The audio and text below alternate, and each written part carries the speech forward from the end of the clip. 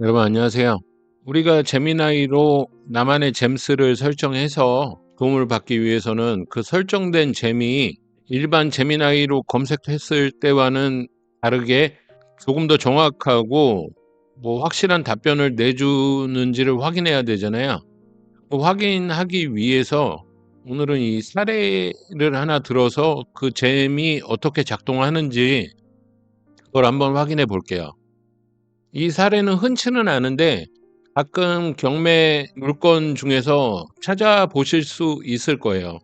1번 임차권 등기가 되어 있고 2번으로 소유권 이전 청구권 가등기가 느닷없이 들어오죠. 근데 이 임차권 등기된 이 임차인이 보증금의 반환을 받지 못하니까 법원의 판결을 얻어서 3번으로 강제 경매 개시 결정 등기를 하게 됩니다. 그리고 경매가 진행이 되죠.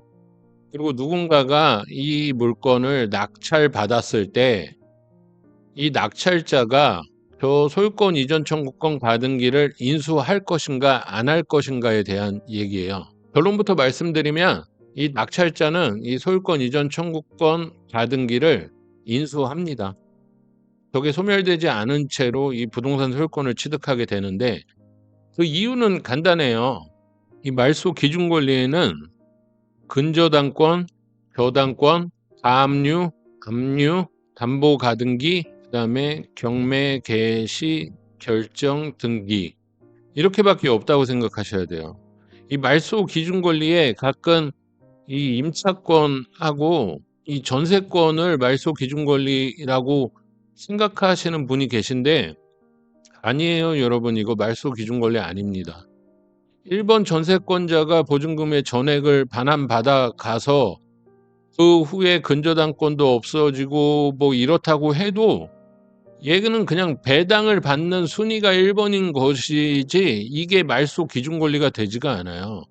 이 상황도 똑같은 상황인 거예요. 그러니까 임차권자가 보증금의 반환을 전부 다 받아가고 전세권자가 전부 다 받아간다고 해도 이 소유권 이전 청구권 가등기는 이거는 이 낙찰자한테 고스란히 인수되지 소멸되는 권리가 아닙니다. 왜냐하면 우리가 얘기하는 이 말소 기준 권리는 요거밖에 없는 거예요. 근데 여기서 보시면은 이 말소 기준 권리가 3번 강제경매 개시 결정 등기가 되죠.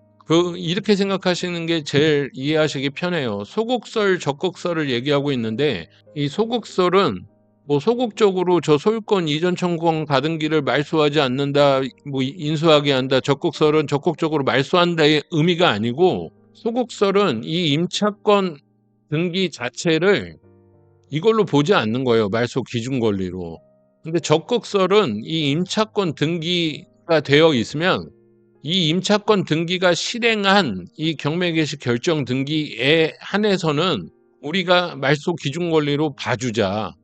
그럼 임차권은 박쥐예요. 이랬다 저랬다. 이때는 말소 기준 권리고 저 때는 아니고 이런 경우가 생기잖아요.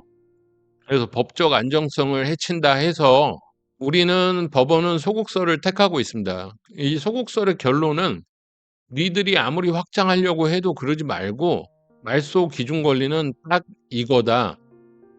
근저당권, 저당권, 가압류, 압류, 담보가 등기, 경매 개시 결정 등기 요것뿐이다라고 얘기를 하는 겁니다.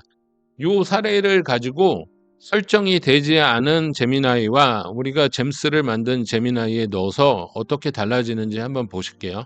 제가 질문을 미리 해 봤습니다. 근데 이 질문을 어떻게 하시냐면 아까 저 사안에서 소유권 이전 청구권 가등기는 언제 소멸하는 거야? 라고 이렇게 단순하게 묻기보다는 저 사례 자체를 전부 다 넣으시는 게 좋아요. 그러니까 1순위 임차권 등기, 2순위 소유권 이전 청구권 가등기, 3순위 임차권 등기자가 신청한 강제경매 개시 결정 등기가 되어 있는데 이게 낙찰자가 낙찰을 받았을 때 이 낙찰자는 소유권 이전 청구권 가등기를 인수하냐 소멸하냐에 대한 질문을 전체적으로 이 사례에 대한 부분을 전체적으로 해주는 게 좋습니다. 이렇게 전체적으로 하면 이건 무료 버전이거든요. 그럼 결론부터 말씀드리면 질문자님의 예상과는 달리 2순위 소유권 이전 청구권 가등기는 낙찰 후 매각으로 인해 소멸하며 낙찰자가 인수하지 않습니다라는 소리를 하고 있죠. 이게 틀린 거예요, 벌써부터. 얘네가 이래요. GPT도 이렇고 제미나이도 이럽니다. 이런 식으로 그 뒤에는 이 틀린 말을 본인이 어떻게든 맞춰내려고 계속적으로 이런 소리를 하고 있는 거예요. 근데 결론은 틀렸어요. 근데 이 유료 버전 제가 이 설정한 잼 법률 파트너 나변으로 한번 보시면은 똑같은 내용을 질문했을 때 제시해 주신 상황에 대한 법리적 분석 결과 형님의 생각이 정확하십니다. 해당 물건의 낙찰자는 이순위 소유권 이전 청구권 받은기를 인수하게 됩니다. 이 결론을 벌써 얘기를 하죠. 정확하게 얘기를 합니다. 그리고 여러분들이 이렇게 질문을 하시면 이렇게 칭찬을 하는데 그 여러분들이 잘못된 말을 해도 얘는 우선 칭찬을 하니까 그런가 보다 하시고요. 그 이유에 대해서 얘기를 합니다. 우리 말소기준 권리의 판정은 아까 말한 그대로예요. 근저당권, 저당권, 압류가 압류, 담보가 등기, 경매개시 결정 등기, 임차권 등기는 말소기준 권리에 해당하지 않습니다. 이렇게 나오죠. 그리고 그거에 대한 부수적인 얘기들을 또 해줍니다. 제가 이거 설정하고 한 대로 얘기를 해주죠. 그리고 주의할 사항 어쩌고 뭐 담보가 등기 어쩌고 이런 얘기를 또 해줍니다. 근데 위 경우 질문을 여기서 끝내지 마세요. 여기서 끝내기보다는 여러분들이 왜 저거를 인수하냐, 인수하지 않냐, 인수한다고 생각해도 상관이 없고 인수하지 않는다고 생각하는 잘못된 생각이어도 그러니까 틀린 생각이어도 관계없습니다. 여러분들의 생각을 쓰세요. 저는 인수하지 않는다라고 생각했는데 그 이유가 기준 권리 때문이다. 근데 소곡설, 적곡설을 설명하기도 하는데 이 부분에 대해서 설명을 해달라. 그러면은 얘가 또 그거에 대한 이야기를 또 이어서 해 줍니다. 그러니까 결론은 뭐냐면 여러분들이 질문을 하실 때 단편적으로 뭐 백과사전에서 답을 찾는 듯이 질문하고 네이버에서 검색하는 듯이 질문을 하지 마시고 저 사례 전체를 집어넣고 거기에 여러분의 생각을 계속 첨가를 해서 질문을 하다 보면 여러분들이 생각하는 패턴 그리고 여러분들이 궁금해하는 부분에 대해서 얘가 좀 더 본질적인 얘기도 해주고 더 뭐 필요한 얘기 그러니까 여러분들의 계속 질문하는 이 형식에 맞춘 답변들을 계속적으로 해줄 겁니다.